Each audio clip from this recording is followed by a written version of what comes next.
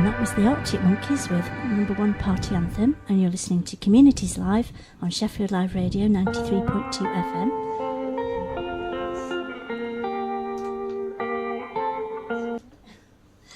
And we're joined in the studio by Anne O'Connell, who is directing a play at the Lantern Theatre at the moment.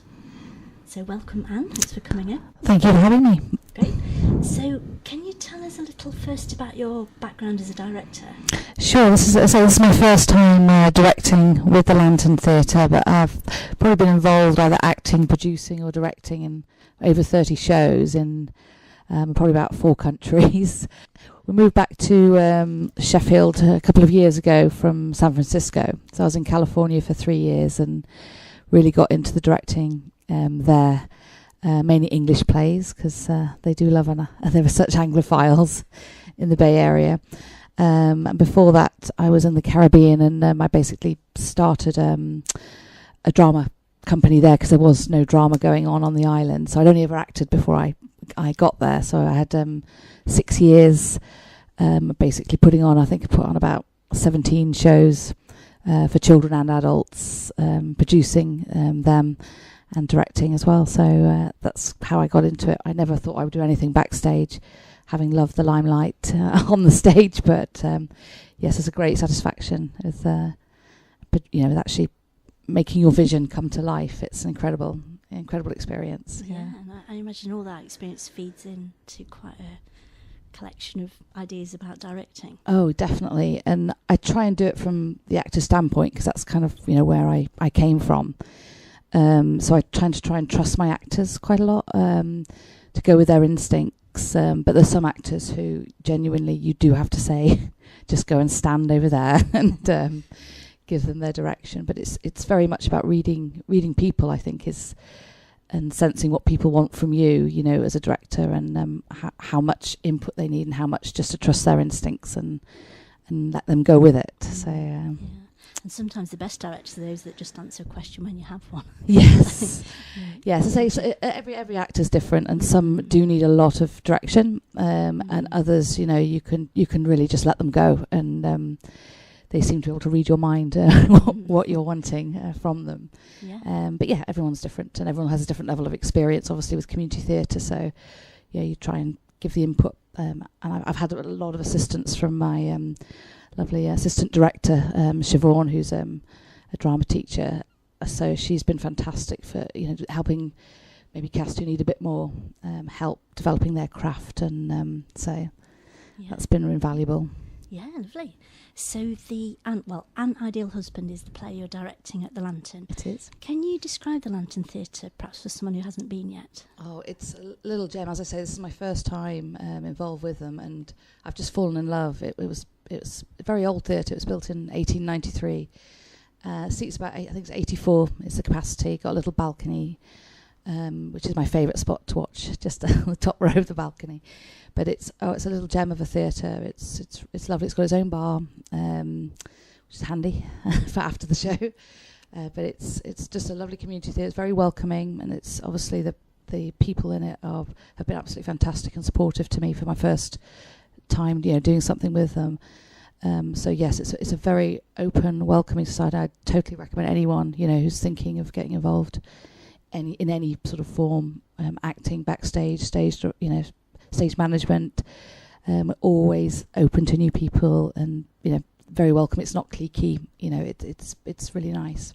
Great. And they also produce quite a lot of productions, don't they? Yeah, I think they try and do about 10 a year. I've been quite fortunate and not fortunate, because I did the summer production, which has its pitfalls because everyone's away on holidays. That's been, I think the opening night was possibly the first night where we had everyone, because it's quite a big cast of 12. So that had its challenges, but we had the benefit of having more time on stage, because there was only less productions going on. So we were very lucky that we got all that stage time, to ourselves. So there were swings and roundabouts with doing the summer production. Yeah, fantastic. So the play you're directing at the moment is An Ideal Husband by Oscar Wilde. It is. Can you tell us a bit about the play?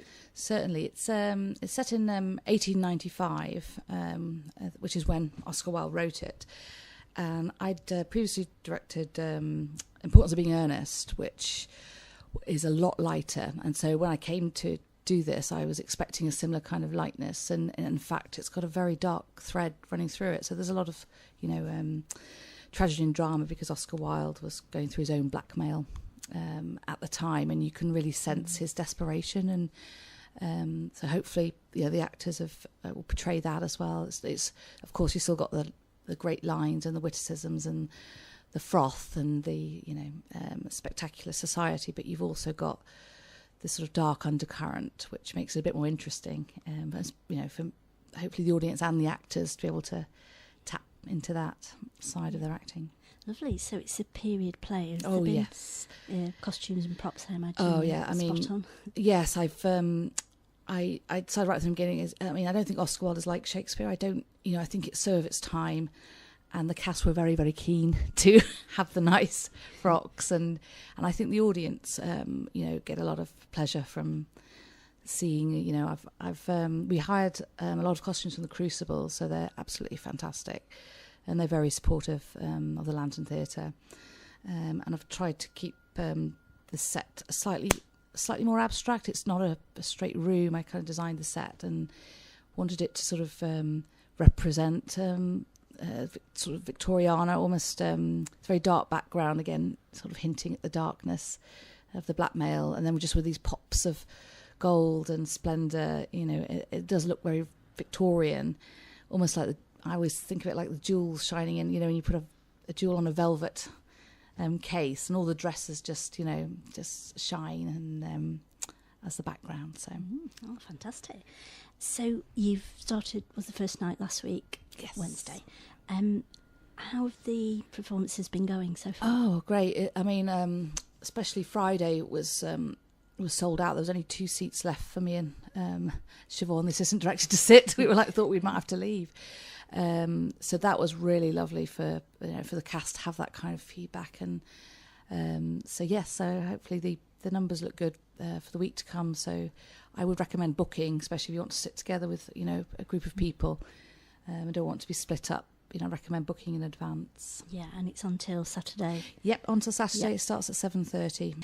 And we're joined in the studio by Anne O'Connell, who's directing An Ideal Husband at the Lantern Theatre until Saturday. So was it quite a long rehearsal process, Anne? I'm trying to think. I think it was about the middle of July now. Seems like a long time ago, but I say with all the sort of vacations and holidays people were taking, it didn't seem that long. But yes, it was say about middle of July. So yeah. Yeah, brilliant. And what have you enjoyed most about directing this production? Oh, it's just, I think it's just the miracle of theatre. You have this vision in your head of how it's going to be, and that it changes because of budgets, constraints, and what's feasible in the theatre. But the technical people in the theatre have been fantastic in helping me realise, and I think Phil and Barry especially helping me build the set, and just exactly what I had in my head, recreating that, and Harry, who's the lighting guy, just to try and get that vision you had. And no, it's a miracle. And you do, I think the day before the dress rehearsal, you're like, how can this happen? It's not going to happen. And then it's just like it is. It's the miracle of theatre. And then everything comes together. The music, the sound, the lighting, the costumes, the set, the props, and everything is just, it's a miracle. It's fantastic. Yeah. Brilliant. So what's next for you? Well, my husband says nothing yet.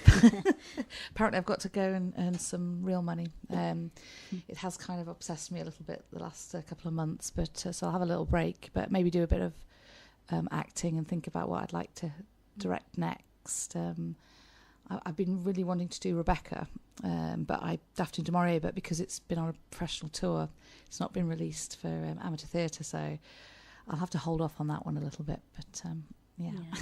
Any other plays that you'd really love to direct in the future? I actually genuinely adore Agatha Christie, and in fact, if I could just do Agatha Christie plays, I would love that. You know, but yeah, I mean, I love classics. I do definitely have a penchant, so maybe I should test myself and do something a bit more modern. But I do definitely love doing the classics and bringing them to life. Yeah, it's interesting what you're saying about the artist's vision, because the director, it's like any artist, you've got it in your head when you conceive it, and then the reality changes. Yeah. Is this play more or less what you hoped it would be? It is actually. It's very much so. There's been, I think, the stuff, because the actors surprise you as well, because again, you have an idea in your head of how a character should be played, and they bring their own take to it, and you're like, oh gosh, yes, that works so much better.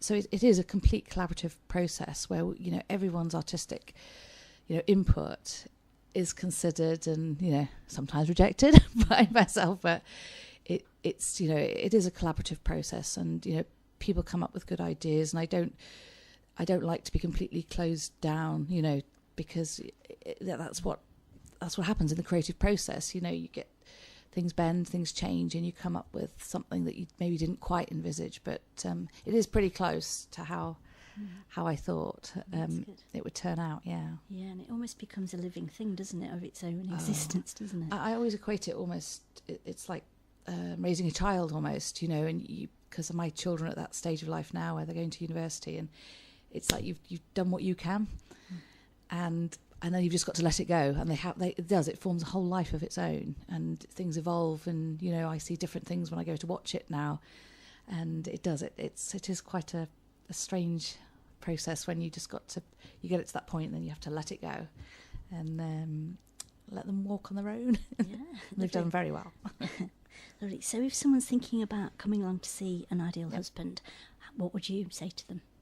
Oh gosh, yes, go, lose yourself in the night. It's it's spectacular. The costumes, the set, the acting, superb. I hope you'll find it. We've done it as professionally as we can. I know we're community theatre, and we don't get paid, but we genuinely try to strive to make it, as professional as we can. And I think all the audience members I've talked to have had a very, enjoyable night. So I hope people come along. And if you just go on the Ideal, if you go on the Lantern website, I think it's Lantern. I wrote it down. lanterntheatre.org.uk. There'll be a link on there, and I would recommend booking just because it's such a small theatre. So Saturday looks nearly sold out already. So lovely, and it's a play that quite a lot of people might not have seen before. Yes, apparently it is the second most performed Oscar Wilde, but I certainly hadn't seen it before I'd done it, and I think it'll give you a new little twist on Oscar Wilde. I say a slightly darker Oscar Wilde, but as he does always have a dark side, but you'll enjoy it. Yeah, fantastic. Oh, thanks for coming in, Anne.